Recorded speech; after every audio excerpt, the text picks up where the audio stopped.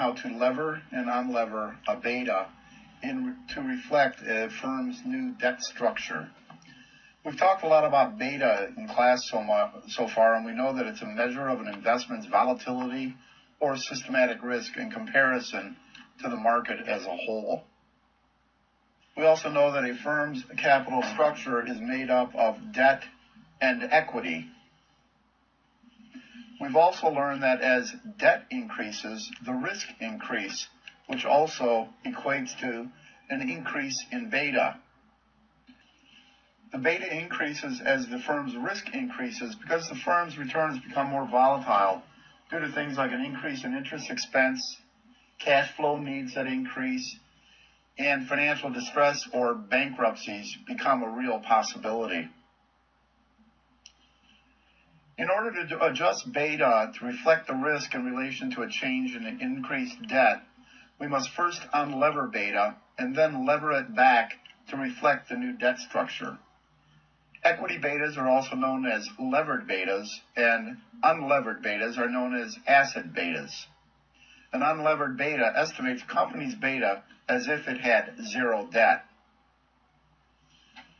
Levered betas are the betas that you will typically find published in a financial profile of a company on websites like Yahoo or Bloomberg. The first step is to unlever the levered or the equity beta, and we'll use this formula to unlever the equity beta. Let's go through an example. Assuming that a company's beta levered, or the equity beta, the one that would be found on Yahoo or Bloomberg, is 1.5. The small t, or the tax rate, is 30%, and the debt over equity is 25%. Don't confuse this with debt over total capital that we use in the WACC calculation.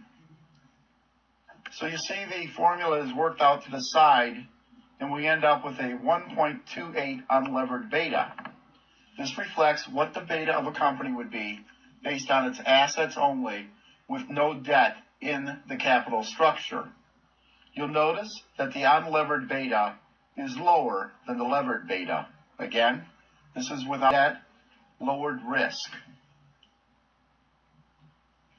So let's assume that the company is changing its debt structure to reflect a 50% debt to equity.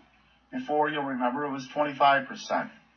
Step 2, we would relever the beta to reflect the new debt using this formula as follows.